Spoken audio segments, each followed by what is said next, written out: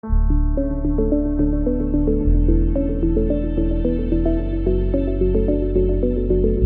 the course of the 2 days, there will be participants or speakers coming in from various institutions, various agency lines, government agencies, CSOs. I guess the main thing is to build connection, network, partnership, collaboration from this space going forward. Because as we are aware, there's a huge gap in terms of service delivery, referral pathways, resourcing and capacity, whether it's within the government sector or the CSO. On behalf of HausKuk Initiative and the Griffith University, I would like to extend a warm welcome to our panel speakers for this roundtable.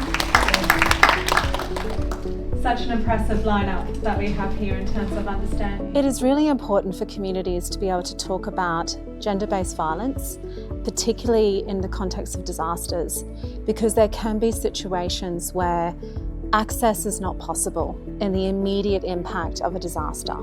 Waiting till the crisis happens makes it so much harder for communities to then assemble the type of support and services and recovery that they need. What types of climate-related disasters? There's a lot of incest. They have been abused. After some time of being displaced, there was a big fight. I was traumatized, not stabbed, not plenty, only one time that die one time. Counsel and mediate people who are in the community who are active to do women gender-based violence. When we're doing the assessment, we don't leave the disabled out. These are the referral systems. That is one of the challenges that we are facing. No good cooperation from the partners. Well, we seem to be focusing only on the second stage, which is on the response. Disaster preparedness.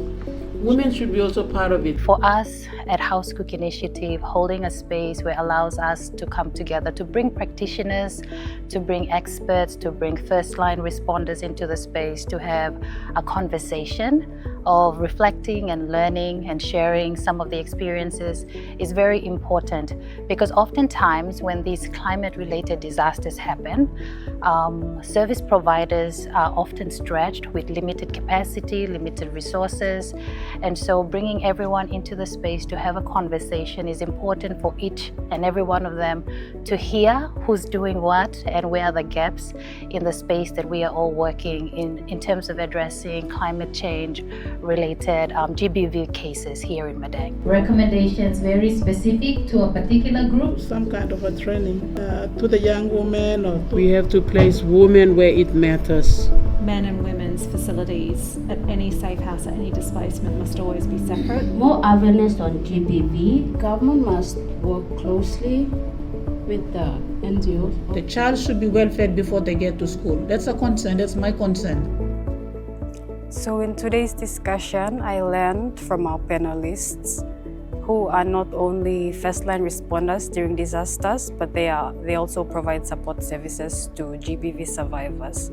So one thing that stood out to me, or one key insight, was putting women where it matters most, whether it's in disaster response or putting them in support groups that provide counseling to women who have been subjected to violence during disasters.